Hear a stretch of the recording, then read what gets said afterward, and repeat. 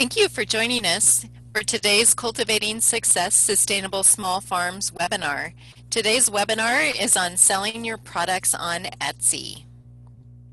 Cultivating Success is the partnership of University of Idaho Extension, the nonprofit organization Rural Roots, and the Washington State University Food Systems Program.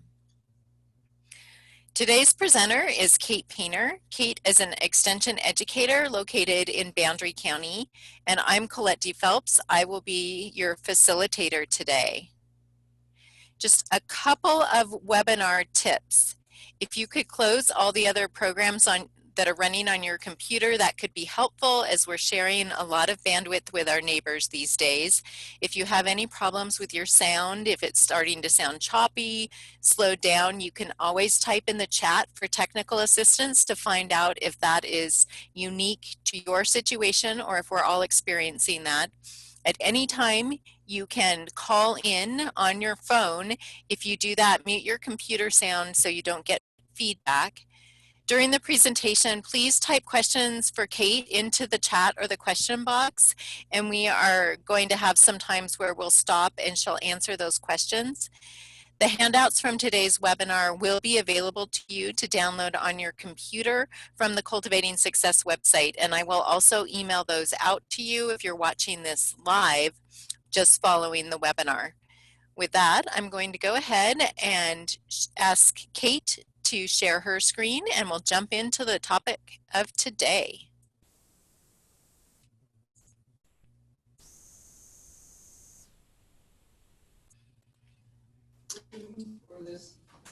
Hello, this is Kate Painter, and I'm happy to be here today and talking to everybody remotely about something that I really love to share. I had a web-based, well, actually it wasn't web-based to begin with. I had a on-farm business where I sold the fleeces from my hand spinning flock. That's my passion, is hand spinning and fiber arts. And I put it online in the early 90s, thinking, who would buy things online? Well, of course, history shows us that people love to buy things online, and even more so today under our current situation with the pandemic. So I'm going to talk about this today, and I really welcome your questions. So I had a business for about 12 years, Paradise Fibers. It's a brick and mortar and online store now based out of Spokane. I sold it. It got really too big for me to manage, and I always had the idea that I would come back and work in extension and teach other people how to do what I did and avoid the mistakes and learn from my mistakes. So I love to talk about this. After I sold my business, I had a lot of inventory, and then I still had my flock that I sold my fleece on, so I used Etsy. And what is Etsy? It is a marketplace online where people around the world connect, both online and offline, to make, sell, and buy unique goods. It's a very safe online marketplace for buying or selling homemade crafts, craft supplies, and vintage items. And in using Etsy, you can learn a lot because they have a lot of resources there, and you can reach a worldwide audience with your products. It's a very sophisticated and powerful web-based company, and it just keeps getting better all the time. So there's restrictions to what can be sold on Etsy, primarily handmade items that you created.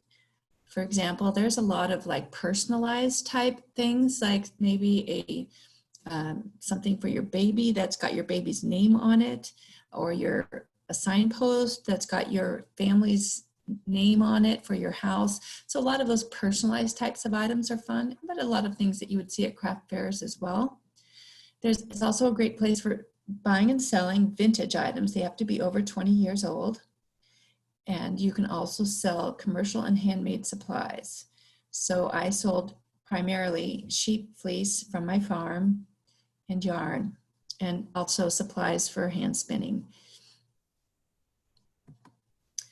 And I'm going to go through what it costs, because that's always the first thing people want to know. There is a listing fee of 20 cents per item that is non-refundable. It is good for 4 months, and you have to pay it again to renew your listings. There is a transaction fee that is 5% of the item's price, not including shipping. So you pay them a commission of 5%. And then there is a payment processing fee because people are using a credit or debit card or other forms of payment. And that is 3% plus 25 cents per item. So altogether, it is very, very reasonable if any of you have looked at other places that have commissions. There are additional fees, which in these days, Etsy is crowded. There is so much on Etsy that it's hard to get your listings seen if it's something common in particular. So to promote your listings, to have them rise up to the top, a lot of us will end up doing a little bit of promotion, and there are different fees and different ways you can structure that. It's all under your control.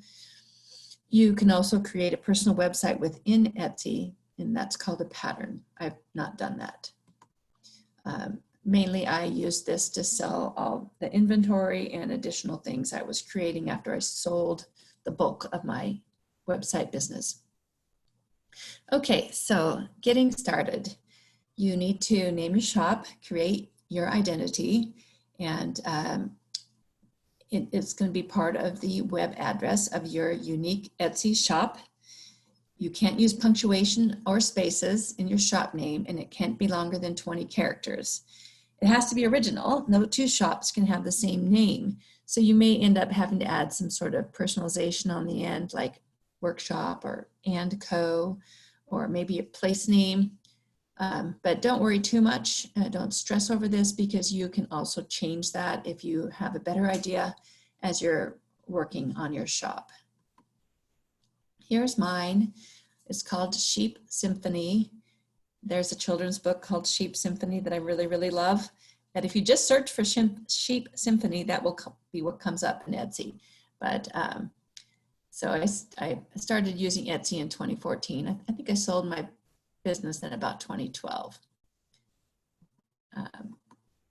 So you do have to spend some time creating a listing for each item you want to sell in your shop. And one thing that I'm going to spend a bit more time on later on is photography. It's trickier than it sounds sometimes to come up with good photos, but you can do a lot, up to 10 for each item. Of course, you need a title for your listing. Very importantly, you need to have descriptive keywords that will help your listings appear in a search. Like I said, it's crowded, and the better job you do at describing what you have and maybe being a bit creative, the better you'll do. For example, this hand printed wrapping paper, look at what they used for the listing name. Wrapping paper, floral gift wrap in black, 3 sheets or single roll, hand printed gift wrap, floral craft wrapping, paper table runner. So that's quite a mouthful, but it helps them appear when people are searching. Okay, and there are some other things you need to do. You need to choose a category, and obviously you need to choose the correct category to help shoppers find you. And another thing that can be quite difficult is pricing. You don't want to underprice yourself, and you don't want to overprice yourself. You don't want to be realizing that you're giving your product away, you're not accounting for your costs and the time and the effort, and making your item not seem special because it's too cheap. But again, if you overprice yourself, you may be overlooked, or people may be disappointed if they buy it once and they realize it's not worth that much money. So do some research and see what other people are charging, and really think about what would make you happy in terms of a price. Okay, so you start with a few sentences about the product, how shoppers might use it, and what makes it unique. There's quite a lot to fill out, but don't think you have to fill out everything to begin with. Just start working on it. The more you can describe that it's handmade or what you did, the better. And also specific details. You don't want people to think that your item is big and they get it and it's small, or if they think they can get it by Friday and you still have to make it. So you don't, that important thing of being rated as a shop, you don't want to get a 1-star review because you said they'd have it in 24 hours and it took 24 days or anything like that. The people were disappointed. So keeps us all honest, the ratings that customers do. Here is an example of yarn that I had spun, custom spun from my flock. And I really worked hard on the description in the title, worsted weight, 3-ply Rambouillet yarn, natural colors. And then the description, this yarn was custom spun into a soft yet sturdy 3-ply yarn from my Rambouillet sheep by Blackberry Ridge in Wisconsin. This farm-sourced yarn has excellent stitch definition and is very soft. It feels and smells wonderful as it slides through your fingers. My sheep wore coats to protect the fiber from the elements, and so on and so forth. So I kind of like doing that. But if you don't, you may find somebody that can help you who's good at that or that will read things over and maybe help you out. Okay, so another difficult part that can kind of make or break you if you don't do the shipping part well. One of the best things about Etsy is it's integrated, and it's also not your regular retail price shipping. It's so much cheaper because it's a commercial shipping rate. You can use their postage tool to find out how much it's going to cost to ship it. But it's very tricky because you're going to have to account for the weight of the packaging. You're going to have to think about the fact that some people might be close and some people might be far away. If you have big bulky items like the fleeces I sold, you may have an oversized surcharge if your box is too big. You may have to buy boxes. So you're going to have to spend some time to get the shipping dialed in. Fortunately, they have a lot of tools on the website to help you. Okay, so the tags in your listings that I mentioned before, this is how people find you. This is what they put in the search terms. And as I said, it's a very crowded website, and you're going to have to spend some time thinking about keywords. And here's some tricks. Phrases are better than single terms. So slim leather wallet is better than those terms by themselves, if you think about it, because it's very descriptive. I want a slim leather wallet. Slim by itself, leather by itself, those aren't going to do any good.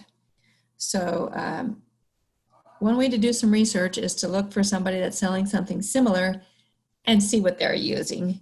And maybe you can just kind of copy some of the things other people are doing that are successful.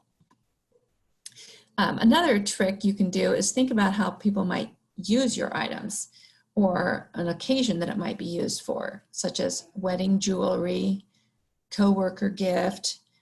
So that's another thing where you can learn some tricks by looking around at what others are doing, but also just thinking really hard about what people might be searching for when they would be successfully finding your items. And there's 13 available tags. That's a lot. That's a lot to think about. Don't feel like you have to put them all in at once, but as you get started, put as many in as you can, and then don't forget to maybe go back and see how things are doing. And there's a lot of analytics that are available to you in this website. Okay, so in order to get set up, you do have to have a credit report on yourself so they can make sure that you're creditworthy, and so you can do everything they want you to do. And that's one of the reasons Etsy is so safe. They check people out. You've got to be a legitimate, creditworthy business, and they know you're authentic. And of course, they're going to have to track your payments, the refunds, the fees, and all of that. So you will have to go through a credit report. It doesn't take long. And they're going to have to be able to charge you for the transaction fees and deposit funds. And you may want to have a separate bank account that you use just for Etsy. so that you know everything that's coming in and going out is from Etsy. And there is a whole area on that in etsy.com/legal. I'm just wondering if I should stop and see if there are any questions. There's no questions that have come in yet, so if anybody does have questions, feel free to type them in the Q&A box, and next time Kate stops, we will make sure that they get answered. Great, thank you. Okay, so tips for online selling. Photography is a big one. That's what people see. And shipping is another difficult one to dial in correctly. We always want to, we work so hard and we want to sell what we've worked so hard to create. And we think, well, if we're a little cheaper, people will buy our stuff. But don't undersell yourself. I always tended to do that a little bit. And you have a special product, and people might, if you value it high enough, people will value it high enough. I mean, if you value it high enough yourself, then that kind of reflects the pride in your product. But it's tricky because, of course, you can be too proud of what you've done, and it can mean too much to you. And then, of course, you're just going to keep it. So getting found is another thing that's hard. And there's lots of tricks to do that, search engine optimization. And there's a lot of very sophisticated things that Etsy will do or teach you or you can learn about. And that's all in their seller handbook. If you want to learn to sell online, this is a great place to start. There's a lot of information on photography in the Etsy website itself, as well as other places. And it's tricky, but there's a lot of good tricks you can learn by just investing a little bit of time. And again, you want your photography to reflect what is unique and valuable and relevant in your product. Why it's not just on another website, it's on Etsy because it's special, it's handmade. And a lot of people do go to Etsy to support craftspeople, to get something unique and something personal. And it means more to them to be having it go, the money be going directly to the crafts person. So, and you know, you have to do a little bit of psychology and think about who is my target audience and what would be, what would attract them. So relate your image to your target audience. For example, this one woman who was making kind of bohemian type handmade scarves, and this is what she said. If an image has feelings of warmth, joy, nature, and a bit of boho, then it represents what I love about my life, my values, and experiences. That product will strike a chord with others who share those same passions. And I found when I did my online, my business, which did not start out online, I realized there's so many people that loved the idea that they were buying something directly from a farm and they wanted to see that farm machinery in the background. They wanted to see that old red barn. They wanted to hear the sheep baaing in the background. They loved that authenticity. So here's some examples that look very much like some of my photography to begin with, like the wrinkled sheet in the background that's kind of trying to hide the fact that it's a table against the wall in the 2007 example. In 2010, they want to kind of show some sort of scale, but I mean, we don't know how big that little figurine is. 2015, now that is a much better representation of a product. So Mike and Bridget toyed with a number of different background types and textures before settling on the wood grain pattern that can now be seen throughout their shop, reflecting their passion for nature and adventure. So don't be afraid to experiment with unusual backdrops, but keep in mind that the focal point of the photo should still be your product. There's a lot of easy do-it-yourself tricks with lighting. We're going to watch a video on that topic, just one, but I think it's very good. Artificial lighting from incandescent bulbs can add a yellow cast to your photos, and other light bulbs can add shadows and look strange. But you can see here there's a spotlight and there's kind of a homemade diffuser.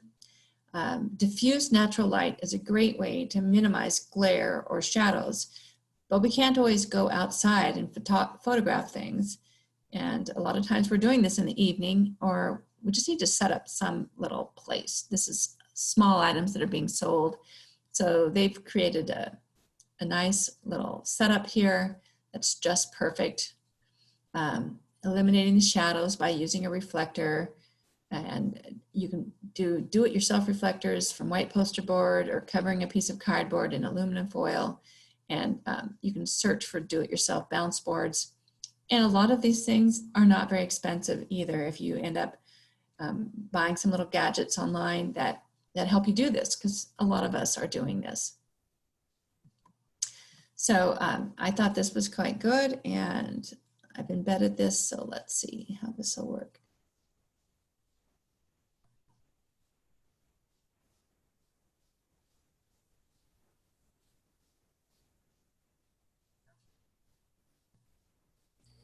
We are not hearing the sound Oh from dear. you, Kate. Thank you. Um, Do I need to do something differently? Okay, just a second. That's the tricky Generally, thing. when you share your screen, you might need to stop and reshare your screen. And before you reshare it, make sure that the button is clicked that says that to share sound. Okay. So just Stop share. Stop share, and then click on reshare, and then make sure to share the sound. Should be on the bottom left.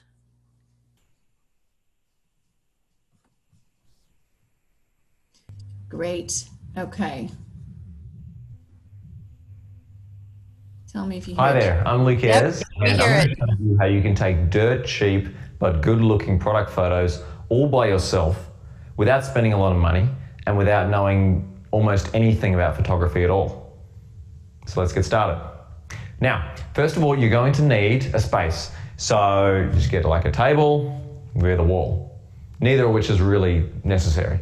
So now the first thing you need is a background. So what I've got, what you can get as well, is a piece of this stuff. You can get it from a hardware store. It's just flexible white foam or PVC something or other. I don't even know what it is. So, and you put this up like that so that it bends, creates this curved shape, and then you just get some clamps and you clamp that mother down. Okay, good. Now that is your background. Now, the reason for the curve is so that it looks like a seamless white background, a white background that just kind of goes off infinite to nowhere, you know, so there's no like, anyway, so it's a seamless white background. Now, the next thing you need is a light. Now, there's a lot of lights and flashes and blah, blah, blah, but you don't need to know any of that. You can just get a lamp. So, here's a lamp. I'm going to put this here. I'm going to turn it on. Boom. Don't worry, this is actually going to look good, believe it or not. Now, this light, your choice of bulb might be important because there's tungsten bulbs which are like give off like a yellowy glow, and this one is a fluorescent bulb which gives off a white, like a more white light, which is preferable for products. If you want a white background, you want a white light that goes onto it. Otherwise, you need this yellow tinge to it. Okay, good. So now you've got that set up. Now you need a product. So say you sell shoes or something like that. So here we go. So we put our product on the background. You line it. Now, a cool little tip from a photographer: products look good if you put them on an angle. If you put it like front on, not so great. If you put it on side on, maybe, yeah. But if you're just doing, say, one shot and all you've got is one shot, generally a 3/4, it's called, a 3/4 angle is how you make it look the best. Same applies to people. So keep that in mind. Okay, good. So now if we look at this, light is the most important thing in photography. The word photo actually means light. The word photography means light writing. You're writing with light. Pretty simple. So light is the most important thing. Now, if we have a look at our light, it's fairly harsh. It's like as if you shined a torch at it, because this side's all bright and nice, but then it dips off real heavily into shadow and it looks dark, and then you get the shadow coming off into to the right side of that, right? Now, that's not what a product photo usually looks like, is it? So, how do we fix that? Well, what we need to do is we need to bounce some light back, reflect some light from the right side. Now, you can have multiple lights, or if you just got one light, a real simple way is with a shoebox. Now, this is like getting real complicated. You just get your shoebox and you put it on the right side and you see what happens. Put that right there and look, it's just bounced back the light and it's lit up. Look at all that glitter just lit up right there. Have a look again, take it away, boom, into darkness. Add it in, look, it lifts, that's a technical term, it lifts the shadows. Okay, good, now that's really nice, huh? Now, I want to show you something else though. There's another way that you can modify light, and that is by making a harsh light source soft. Now, how do you do that? Well, here's a really complicated thing. Get some baking paper and cut out the top of a shoebox lid and strap that baking paper over the top of it. Now, look what happens when I put this in front of the light. Look at the shoe. Look at that. Take it away. Boom. Look at that. There's a shadow, it's like harsh. Put this in. It's just totally softened it. You're shining your bright light source through the baking paper, which is softening the light. And look how gorgeous that looks. And the shadow, look at the shadow. The shadow on the ground here, it's just like melting away. Take this away. Oh, look at that. That's just horrible. And put it on. Oh man, look at that. That's what you're talking about. Now, let's get really crazy. Let's add the shoebox to the right. Boom. See, that's already given us something. Now let's add our baking paper. Whoa, look at that. The shadow is like almost completely disappeared. And this side is just like really lit up as well. That is a good looking product right there. So now, let's take the photo. We've got our lighting, let's take a photo. Now, when it comes to cameras, you may get lost in the world of, oh, it's so expensive, this camera's got this, and there's so many buttons, and the lens, and the blah, blah, blah. Let me make it very simple. All your camera needs to be able to do is one thing. It just needs to be able to manually set the exposure. Exposure just means how bright the image is, okay? So that means you could even do it with an iPhone or any kind of smartphone. So you just need to be able to set the exposure in the camera to stay the same. The reason for that is because if you're taking a whole series of photos, you need the brightness to stay the same across the whole series of photos. Because if one photo's bright, one's dark, blah, blah, blah, it doesn't look good on a web page or anything like that. So that's all you need to do, all right? So now, let's take a photo. So I get the camera here. Just gonna line it up.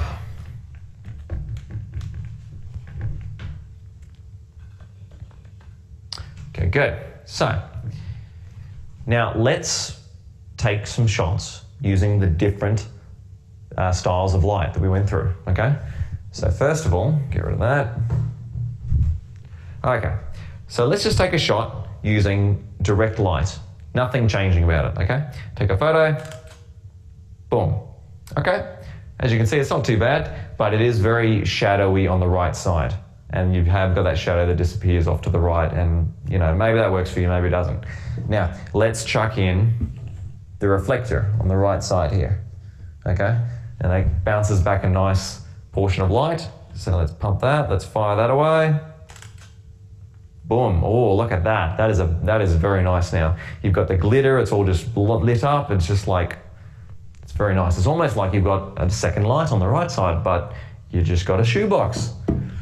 Cool. Now, let's chuck the diffusion, aka baking paper, in front of the light. So here's another shoebox with diffusion paper. I'm going to pop this on. Okay, now look at that. That's making it just beautiful and soft there. So let's take a shot like that. Wow. Now that's looking pretty cool. Now let's add to that our shoebox now on the right side, and this is just gonna be the final touch. And let's take a shot. Look at that. Look at that. Compare that to the first shot. The first shot's just, I mean, looks real nice on the left side, but the right side is just shadowy and it's dark and it's... Compared to this, you have virtually no shadow. It just looks beautiful. It looks soft. You've lit both sides, you know, and it just like seamlessly just kind of merges into the background. Now look at that. Look how good that shoe looks. And it's lit using a household lamp, 2 shoe boxes, and some baking paper. I mean, give me a break. Anybody can do this. Now, of course, if you don't have the time yourself, then you can always hire a person like me to do it for you. But other than that, anybody can really do this. Thank you very much for watching. I'm Luke Ayres, and all the best.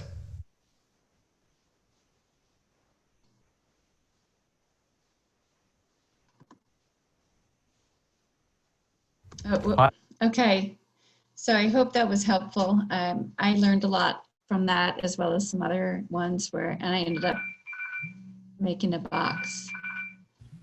I ended up making a box where I was able to have a light on each side and some white fabric windows, and I just kept switching things out of that. Okay, so I just want to talk for a minute about focus. And this is important. For example, in this picture here, maybe you want to have a picture of the ring, but you want the whole picture to look good. So in order to do that, you'll have to select the smallest aperture setting, which is the largest f number if you're using a camera with adjustable f numbers. And then you can also use your smartphone. If you've got it, you can learn a lot about smartphone photography. But if you use a small aperture, then you can focus your shot on the entire product rather than just a portion of the product. So there's a lot to learn there if you're interested in photography. And some real easy tips on photography are finding some way to stabilize your shots. So there's a little, on the bottom right, there's a little tripod. You can find those online that you purchase for that purpose. And on the bottom left is an old cassette box that is fulfilling the same purposes, and there's all kinds of other things in between. But when you're photographing small products, you're going to want to stabilize your camera and use some sort of a setting, like I was talking about with a box, a large box that had the light set up just right, and I could switch out my products quickly or do different photos of the same item. It's hard to do everything when you're holding the camera with your hands.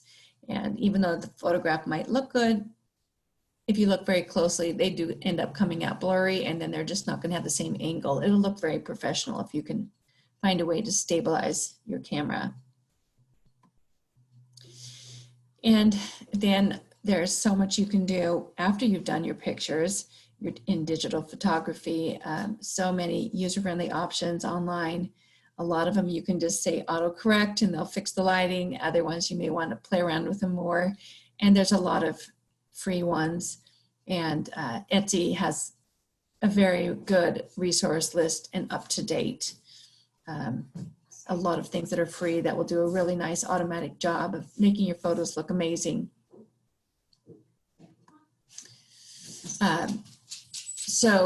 And then there's a lot of material on smartphone photography. And again, there's something in Etsy. I did buy a book a long time ago about using my smartphone as a camera. So a lot on this topic if you're interested in at least just doing enough so that it serves your purposes and it looks good enough to do a good job of selling your product. Are there any questions at this point? We haven't had any questions come in yet. Okay, all right. So if you think of anything, jot it down. We'll have more time. Okay, so Etsy is very sophisticated and been around a long time and has a built-in shipping module that will help you create labels, pay shipping costs, and keep your customers updated on the status of their orders very beautifully. It's so much better than when I used to do it on my own website, and I always tried to look as professional as possible, but they make it super easy to do it from your computer and quickly and professionally. But the best part, because the hard part about selling online is you have to ship it, and shipping is not cheap. Seems like even lately it's gone up quite a lot, and it would probably keep going up. But if you use a commercial service like Etsy uses, it's a lot cheaper than what you'd pay for yourself, and that gives you a real leg up from doing it yourself. So it's really nice. You purchase and print shipping labels right from their integrated shipping module. It can do an invoice for you, a shipping label, and you just drop it off at UPS or the post office and they're ready to go. You often don't even have to stand in line because they're already, the postage is paid and it's already metered. And now you can request a free pickup of your orders from USPS, so you don't have to go to the post office.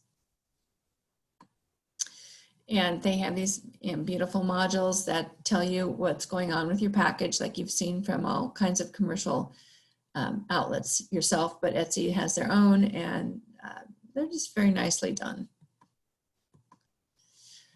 Okay, and you know, Etsy is the idea of, you know, you're buying from a craftsperson. It's very personal, and every chance you have to remind your customers that they are communicating with another person, the person who made the product, helps them be happier and feel more confident that their order is in good hands. So it's very important that your communications be accurate and nicely done, professional. Let people know, you know, don't overpromise, don't underpromise. Be as accurate as you can. Give yourself a little bit of a margin in case you end up having problems or something doesn't work well, so that you end up doing what you say you're going to do. And one thing that's an easy trap to fall into is to think that everybody has the same preferences you do, and we know that's not true. So I used to struggle because I know that some people really like the fact that you are using recycled boxes, for example, and other people might think, oh, that's recycled, that could be dirty. So you'd have to kind of balance that so that it wasn't, you know, that at least if it was recycled, it looked really good and clean still. Same kind of thing with, do they want it fast or do they want it sent more economically? So I would try to give people an option. And often you do end up communicating directly with the customer just to check on something. And I think that's, if you can do that, that's really nice, just to make sure that, that you guys are thinking that you're on the same wavelength. And that they'll like that. They'll be more likely to rate you higher, and those shop ratings are really important. Okay, so packaging. Before I sold my business, it was super busy. The year I sold it, it was unbelievable. I had $200,000 in sales, mostly small sales. And I packaged everything in my laundry room, and everything was done out of my basement by myself. And I think people would be horrified if they realized I was using the top of my wash machine and dryer to package the goods, but they didn't know it. I tried to make sure that my presentation of the packages was as good as Amazon's, you know, that it was really nicely done and tidy. And then as I said, I'd struggle a little bit environmentally friendly versus protection of goods. your goods have got to be protected. But excessive packaging, some people don't like paper or plastic. Some people may like the fact that you're reusing it, others may not. So I think just being thoughtful about what you're doing and having it maybe reflect your values. If you don't want to use plastic and you want to show, hey, I'm helping with the plastic problem, make sure you invest in some paper products that you can use instead. So packaging is a big topic when you have a mail order business like this. It's time consuming. And I always wondered about, some businesses charge for packing and handling. They charge an extra fee, but then customers resent that. So it may be better to increase the price of your goods to make sure you're covering handling charges. Okay, and because it is time consuming, really think about how you're doing it, making it efficient, have your tools all ready to go.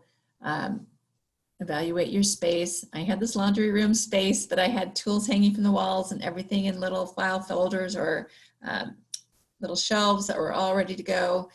And your branded materials, Etsy is a place where it's really important to show people that I'm a craftsperson, I'm legitimate. Here is, here is a flyer or newsletter. I always felt like this is a really good audience to spend time with. The people that have just bought a product, they're more likely to be repeat customers. So I tried to always have a little newsletter or some insert, some flyer. Maybe they would continue to buy from me if they saw other things I had to offer. So just think about that. That's your only chance to make an impression on your customer, because you don't have a shop. They're seeing your site online, and then they're getting a package, and have it be special.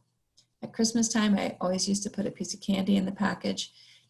I know some people that would put little freebies in. Anyway, you can make it fun and make it much different than the commercial world. Yeah, so it became very, very time consuming, the amount of packaging, small packages that I was doing. So I actually used a company called Uline a lot. It's a commercial packaging company. There's others, Walmart, Costco. Costco, of course, has a lot of things that might be useful. But if you buy things in bulk, you can really reduce your costs. And automate everything you can. Printed labels are faster. They look more professional. But I actually had some notepads made from really beautiful pictures from my farm, where each piece of paper was a photograph of the farm. I mean, you can have those done. I forget which online company did that, but I just write a hand printed note. Thank you so much for your order, and then sign it by hand, and it had a picture. So it's kind of little gifties. So that's kind of the handmade option there, to think about what's in your package that's not like a commercial store. On the other hand, there are some integrations that really save you time and help you with record keeping, and that are included in Etsy, that are really I really highly recommend.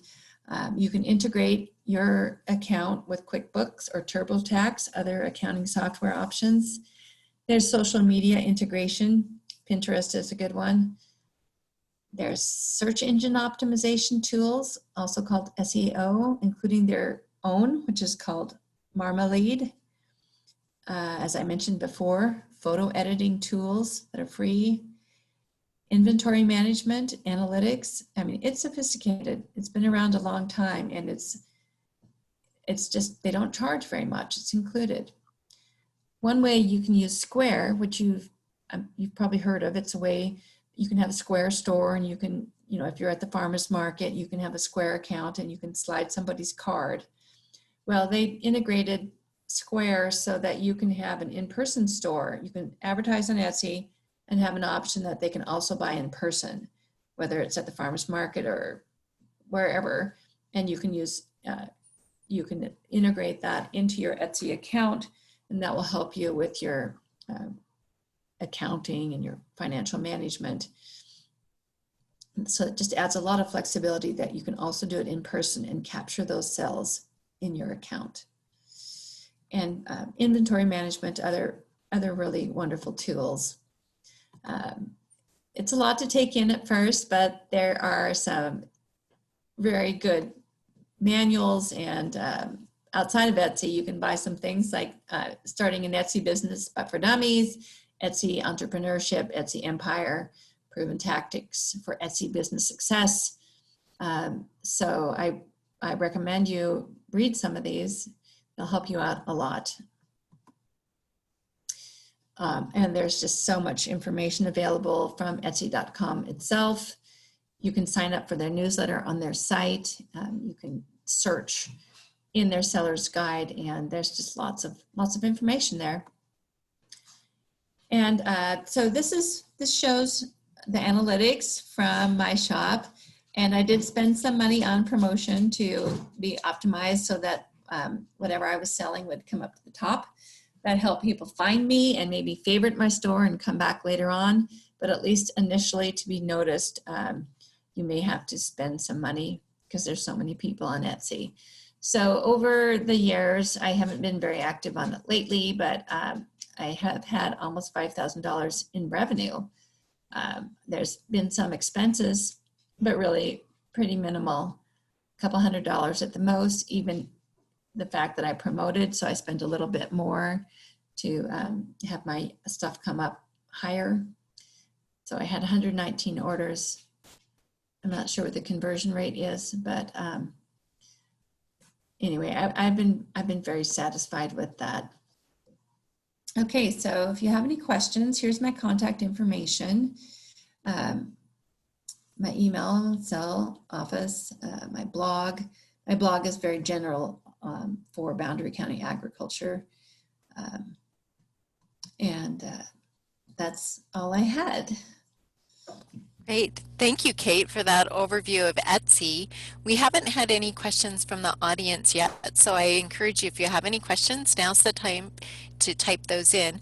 I do have one question, Kate, and this is going back to the photographs. And do you have any recommendations for the number of photographs of an item? So for instance, lots of times when I go shopping, I can almost turn that item around in a circle based on those different angles that they're letting me see that item. Do you have any recommendations in Etsy? Oh, well, you know, it's you can go to Etsy and look and get an idea, but I think if you do a nice job, then it is nice to have the more the better, and then you can choose which one is your main one that it comes up in the thumbnail. So I mean, I play around with mine. Sometimes I have a picture of a finished item made out of that yarn. I actually think that's more effective than a picture of the ball of yarn. So I play around with it, but like for example, selling used clothing, I know people do that in other places like Poshmark. My daughters do a lot of that to get a couple different photos because people will want to see the details. So maybe it depends on the item.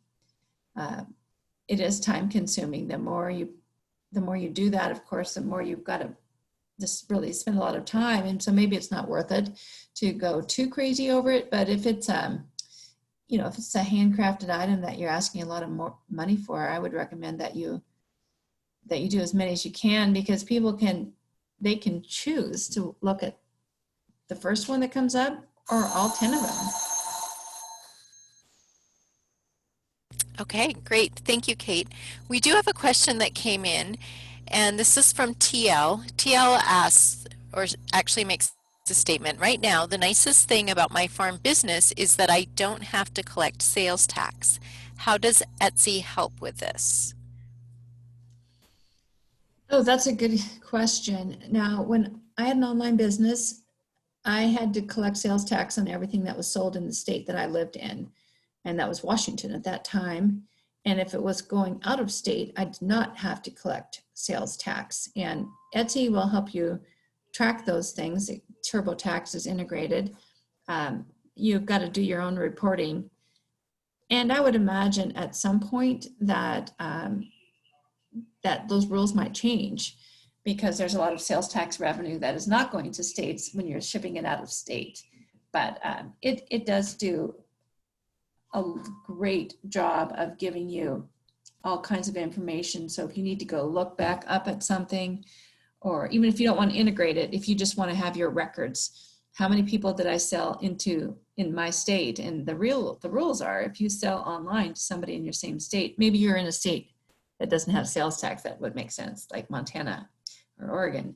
But in Idaho, I would have to pay 6% on everything I sold to an Idaho customer, but I wouldn't have to do that to people I was shipping out of state to.